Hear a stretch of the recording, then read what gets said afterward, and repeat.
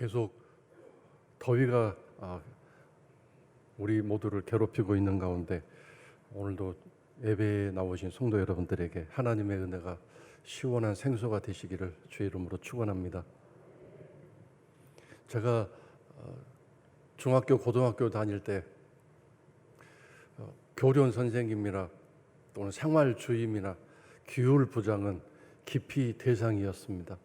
보이기만 하면 트집을 잡고 복장이 어떻다는 둥, 태도가 어떻다는 둥, 조금만 거슬리면 가혹하게 구타를 하든지 심하게 아주 대했기 때문에 모두가 도망가거나 절대로 만나거나 또 마주치지 않도록 도망다니고 피했습니다.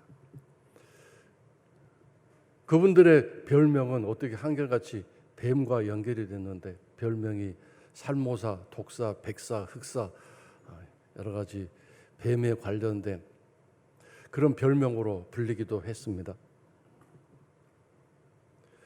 본능적으로 피한 건데 왜냐하면 그분들은 우리들에게 절대 복음이 아니었기 때문입니다. 단 한 번도 복음으로 우리들에게 온 적이 없기 때문에 본능적으로 피하고 도망했습니다. 굿뉴스, 좋은 소식이 아니었던 것이죠. 예수님이 복음이라고 하는데 과연 우리는 이 복음을 경험하고 있는지, 예수님이 왜 어떻게 나에게 복음인지를 이걸 분명하게 깨닫고 알고, 그리고 이것은 날마다 매일마다 경험하고 누려야 할 하나님의 선물이기 때문에 우리는 다시 한번 오늘 이 예수님이라는 복음을 내가 제대로 알고 있고 그 복음의 영향력을 받아 오늘도 복음을 가진 사람답게 행복하고 즐겁게 살고 있는가, 이 질문을 분명히 해야 할 것입니다. 만약에 이 복음에 관한 부분에 있어서 아직도 안개 속을 헤매는 것 같은 그런 신앙적인 삶이 있다면 정말 마음을 굳게 잡고 이 부분이 해결되어야만 신앙생활이 분명하게 올바르게 될 수 있기 때문에 기도하고 간구하고 결사적으로 이 부분에 대해서 하나님께서 알려주시도록, 주님을 제대로 복음적으로 만나도록 매달려야 할 것입니다. 예수님이 나에게 복음이심을 깨닫지도 못하고 경험하지도 못하고 그 다음에 그것을 사람들에게 알리지도 못하고 있다면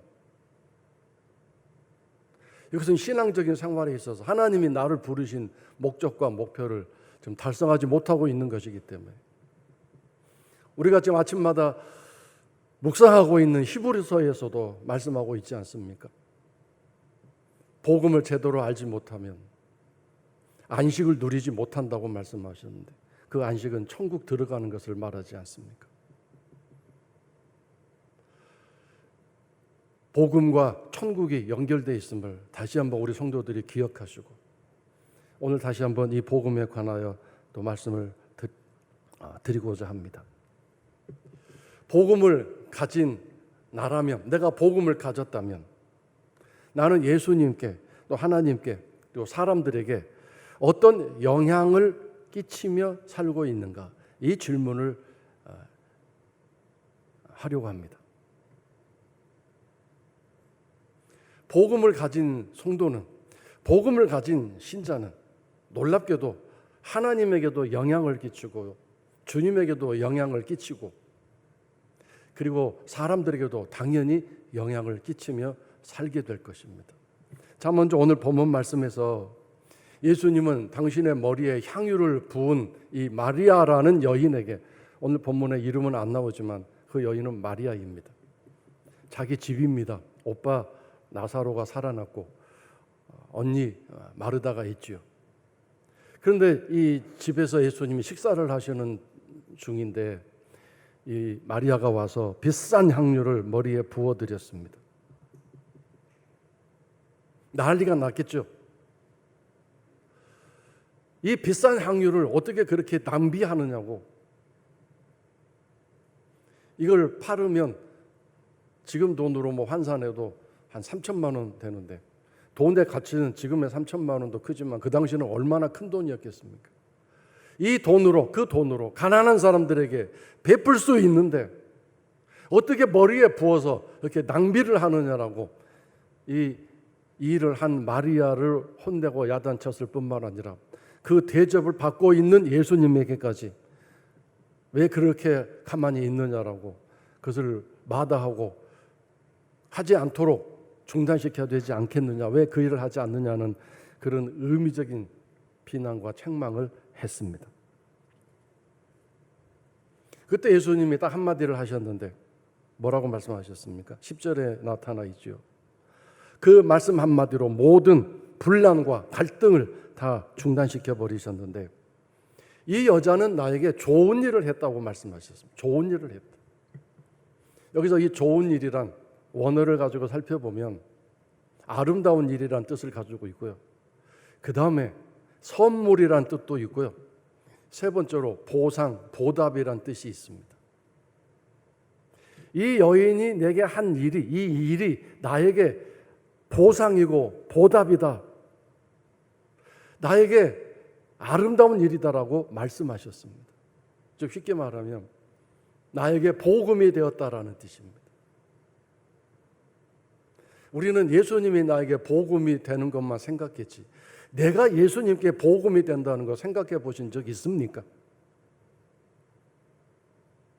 우리의 예배조차도 내가 오늘 어떻게 행복하게 은혜를 받는가 쪽에만 초점이 맞춰져 있었지 이 예배의 대상이신 하나님께 내 예배가 어떻게 복음이 될 수 있는, 기쁨이 될 수 있는, 내 하나님의 은혜에 보답이 되는 예배가 될 수 있을 것인지 내 자세와 태도, 내 마음 생각을 꿰뚫어 보시는 그 하나님 앞에서 예배를 제대로 좀 드리고 있는지 생각해 봐야 되지 않겠습니까? 내게 복음이다. 이 여자가 한 일이 내게 복음이다라고 말씀하셨는데 복음에는 분명히 갈등이 있습니다. 여기서 갈등이란 외부적인 사람과의 싸움과 다툼을 말하는 갈등을 말하지 않고요. 제가 오늘 말하는 갈등은 여러분과 함께 생각해 보고자 하는 갈등은 내적인 갈등입니다. 이것이냐 저것이냐 선택에 대한 갈등도 있고 이 방법을 써야 하느냐 저렇게 해야 하느냐 이 방법에 대한 갈등도 있고요. 이 일을 하느냐 하지 않느냐 일 자체에 대한 갈등도 있습니다. 이 갈등은 하나님을 앞에 놓고 말씀을 앞에 놓고 예수님을 앞에 놓고 선택하는 상황이기 때문에 이런 갈등이 생기는데 왜 이런 갈등이 생기느냐 하면 하나님의 기준과 하나님의 생각은 우리의 살아가는 모든 기준을 뛰어넘기 때문에 그렇습니다. 하나님의 기준이 우리가 살아가는 기준보다 낮거나 하다못해 동등하다면 크게 갈등할 필요가 없습니다. 그러나 하나님의 기준은 너무도 우리의 생각과 삶을 뛰어넘는 그런 기준을 가지고 있기 때문에 거기에서 하느냐 마느냐 이 방법을 쓰라고 성경에서 말씀하고 있는데 나는 저 방법을 쓰고 싶고 하는 갈등. 이것이냐 저것이냐 성경에서는 이것을 하라고 이렇게 말씀하셨는데 나는 저것을 하고 싶은 그런 갈등이 있을 수밖에 없습니다. 여기에서 저는 여러분과 제가 수없이 나누었기 때문에 이미 여러분 귀에 못이 박혔을 그런 이야기를 또 한 번 할 수밖에 없는데 왜냐하면 그것이 복음적인 명령이고 복음의 가장 핵심적인 내용이고 이것이 내 삶에서 실천되어져야 이것이 진실로 내가 복음을 행하고 있는 사람이고 그것이 예수님에게 복음이 되는 예수님에게 기쁨이 되고 보답이 되는 삶이기 때문에 다시 한번 말씀을 드릴 수밖에 없는데 바로 원수를 사랑하라는 명령입니다. 원수를 용서하는 것도 못하고 있는 우리들에게 사랑하라고 하는 명령은 얼마나 기가 막힌 명령이고 우리의 삶의 현실의 기준을 무작정 뛰어넘는 엄청난 말씀이고 명령인지 우리는 정말 받아들이기 어렵습니다. 원수를 사랑하라고 하는 말씀. 그냥 원수를 무관심하게 대해라. 원수를 그냥 모른 채 해라. 원수가 오면 그냥 뒤돌아서라. 이렇게 충돌하지 않고 마주치지 않도록 피하는 것만이라도 이렇게 말씀하셨으면 그것도 참 그래도 할만한데, 사랑하라고 말씀하셨으니 이건 어떻게 해야 됩니까? 이건 정말 고민하고 또 고민해야 할 문제 아니겠습니까? 우리가 살아가고 있는 기준을 조금 뛰어넘는 게 아니라 엄청나게 뛰어넘는 말씀이기 때문에 그렇습니다. 이 기준이 너무도 엄청나게 우리를 기준에 초월하는 명령이기 때문에 우리는 무시할 수밖에 없고 젖혀놓을 수밖에 없고, 그걸 그대로 우리가 따를 수 없는 엄청난 명령이다, 이렇게 생각하고 있는 것 아니겠습니까? 그러나 만약에 정말 하나님이 그렇게 말씀하셨으니까 내가 한번 그렇게 살아보고 싶습니다. 그 명령대로 행하고 싶습니다. 왜냐하면 예수님이 원수인 나를, 죄인 되었던 원수인 나를 사랑하셔서 그 사랑을 위해서 십자가에서 죽기까지 하셨는데, 그러면서 오늘 우리들에게 너희들도 나처럼 하라고 말씀하셨는데, 내가 그렇게 한번 해보고 싶습니다. 한번 하고자 합니다. 결심을 했습니다. 그런데 내 본능과 내 욕구는 그렇게 할 수가 없는 쪽으로 길들여져 있기 때문에 이 명령과 내가 하고자 하는 마음과, 그러나 또 하기 싫어하는 내 본능과 욕구와 이 명령에 대해서 싸우고 갈등할 수밖에 없는 것입니다. 갈등이 일어날 수밖에 없습니다. 당연한 일입니다. 하나님의 모든 말씀은 곰곰이 생각해 보면 갈등이 없는 말씀이 하나도 없는 것 같습니다. 어떤 하나님 말씀이든 갈등이 일어날 수밖에 없습니다. 그 말씀대로 행하는 삶이 너무 쉽거나 편하거나 간단하게 할 수 있는 말씀들이 아닙니다. 그래서 마태복음에서 예수님은 산상설교를 하시면서 너희가 들었고 너희가 알고 있는데 자 이제 내가 새롭게 얘기한다, 새롭게 말한다. 너희들이 지금까지 그렇게 해왔던 거 그렇게 하면 안 된다, 이렇게 새롭게 해야 된다라고 훨씬 더 기준을 높여서 말씀해 주셨습니다. 새로운 기준을 말씀해 주셨습니다. 거기서 바리새인들이 뒤집어져 버린 거죠. 자기들은 지금까지 그런 율법을 제대로 지켜왔다고 생각하는데 예수님의 율법은 그것을 뛰어넘는 더 엄청난 말씀을 하셨기 때문입니다. 바로 이와 같이 원수를 사랑하라고 하는 말씀.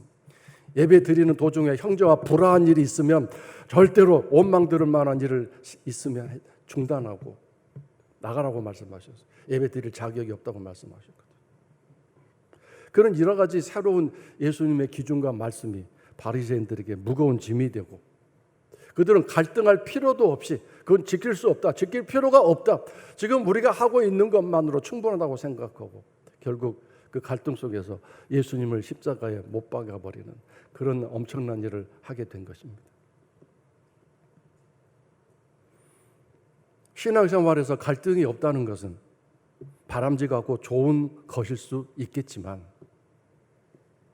그러나 여러분, 이 땅에 살아가는 모든 사람은 하나님 말씀을 행하려고 하면 반드시 갈등이 있을 수밖에 없습니다. 크고 작은 신앙적인 갈등들, 결단을 요구하는 내 본능과 욕구를 젖혀놓고 하나님 말씀에 순종하고자 하는 그 삶에서 수많은 갈등들이 있을 수밖에 없습니다. 그래서 여러분, 갈등이 없이 편하게 선택하고 결정할 수 있다면 얼마나 좋겠습니까? 그것이 복음 아닙니까? 마켓에 널려있는 모든 상품들, 복음, 내가 그것을 소유하면 기쁘고 즐겁지 않습니까? 정말 복음은 즐겁고 행복한 건데, 예수님이 말씀하시는 복음은 나의 오감을 즐겁게 하고 행복하는 그 즐거움이 아니라 나의 영적인 마음, 감각을 즐겁게 하는 것이기 때문에 여기서 빗나가기 시작하는 거죠. 우리는 오감을 즐겁게 하는 그 복음을 선택하고 싶습니다. 기도하라고 그러는데 잠자는 게 더 좋습니다. 용서하라고 그러는데 그 사람 내가 심하게 대하고 보복하는 게 훨씬 통쾌하고 아주 신이 납니다. 말씀대로 하는 것보다 말씀대로 안 하는 것, 하지 않는 삶이 더 행복하고 즐거울 수밖에 없는 그런 우리 육신적인 삶의 관습과 습관이 있습니다. 그래서 우리는 신앙적인 삶에서 갈등이 조금이라도 있으면 머뭇거리도 않고 그냥 갈등이 없는 쪽으로 망설임 없이 주저함 없이 선택하는데 그 대부분 말씀이 아닌 쪽을 선택합니다. 그렇지 않습니까? 마리아의 이야기를 좀 더 생각해 봅시다. 제자들은 분명히 명분상 맞는 얘기를 했고 현실적으로 옳은 얘기를 했습니다. 세상 어느 누구에 가서 물어볼지라도 예수님 머리에 그 비싼 향유를 부어버리는 것은 말도 안 되는 어리석은 일입니다. 그래서 분노하며 호되게 야단치고 책망하고 질책하는 것은 당연한 일입니다. 심각하게 잘못한 일일 수 있습니다. 그런데 예수님은 분명히 이렇게 말씀하셨어요. 마리아가 한 일이 당신에게 복음이었다고, 당신에게 좋은 일이었다고 말씀하십니다. 여기서 오늘 우리들의 신앙의 갈등이 분명하게 드러날 수밖에 없습니다. 신앙적인 일과 세상적인 기준은 반드시 충돌이 일어나게 돼 있습니다. 갈등이 일어나게 돼 있습니다. 솔직하게 한번 더 얘기해 볼까요? 여러분 정말 경제적인 지금 어려운 가운데서 한 달에 이제 수고비를 이제 월급을 받았는데 그 돈을 다 써도 좀 부족한 가운데 있는데 11조를 내는 것이 정말 현실적으로 어렵습니다. 꼭 그렇게 해야 되는지 정말 심한 갈등이 있을 수밖에 없습니다.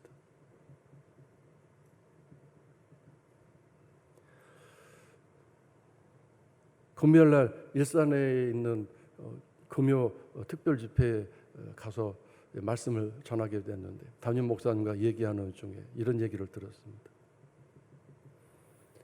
한 여자 성도가 찾아와서 목사님,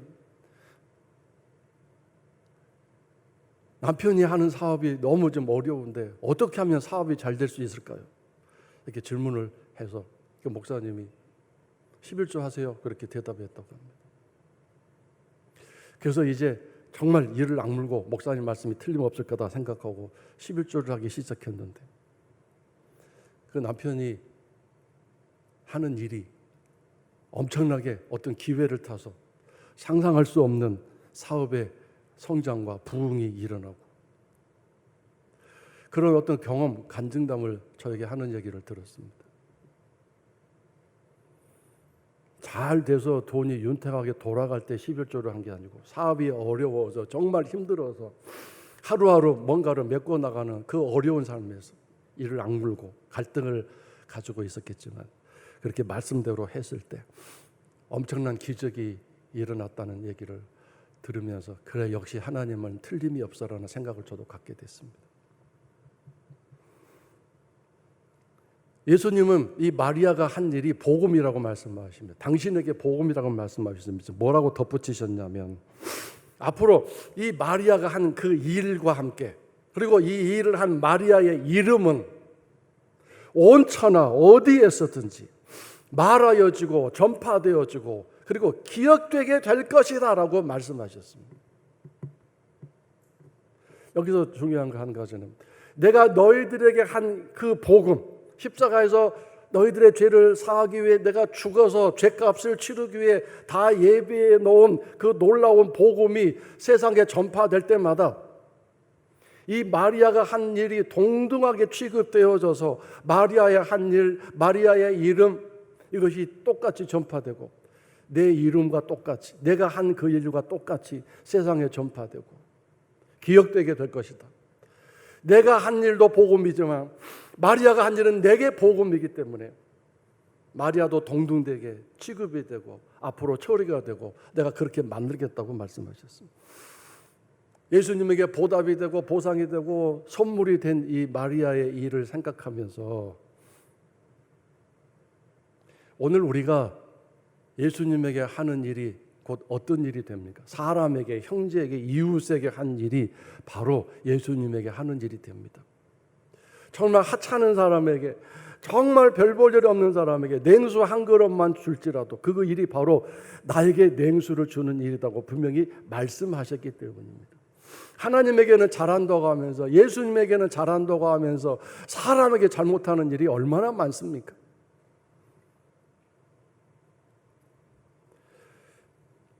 이제 집회가 11시쯤에 끝났기 때문에 오기가 힘들어서 교회에서 마련해 준 숙소에서 잠을 자고 아침에 다시 목사님 부부가 와서 식사를 하게 됐습니다. 근데 식사를 하면서 그 목사님이 또 어떤 이야기를 하는데 정말 제가 감동을 받았습니다.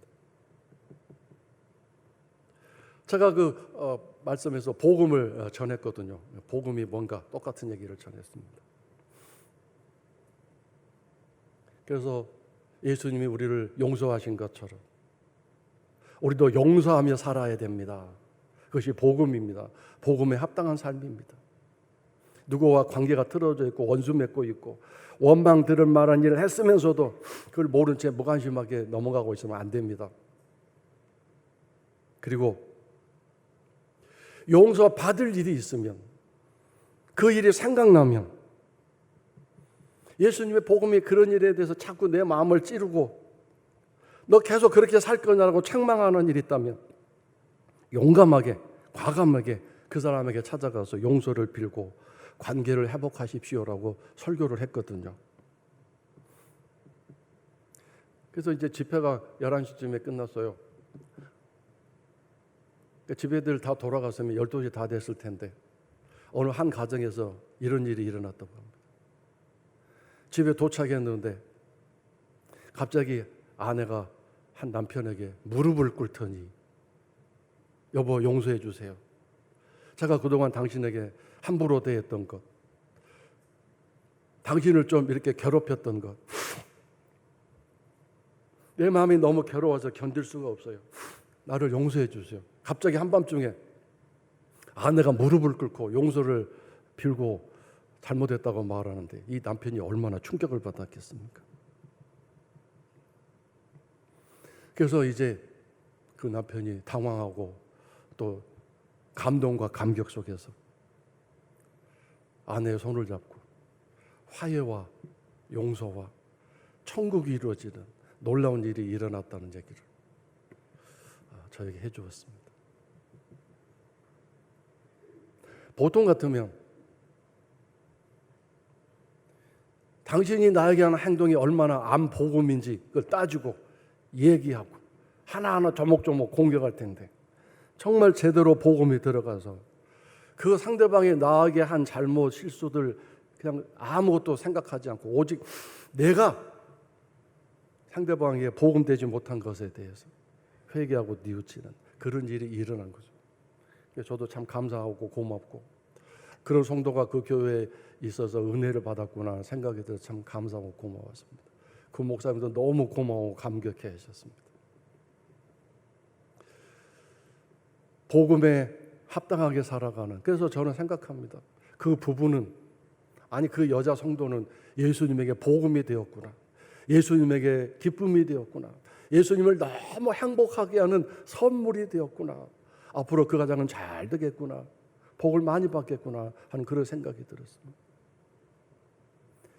형제와 이웃에게 또 내 가족에게, 특별히 우리 성도들에게 복음이 되는 삶을 살아가면 그것이 하나님께 선물이 되고 복음이 될 것이고 분명히 하나님이 잘 되게 해주실 것으로 믿습니다.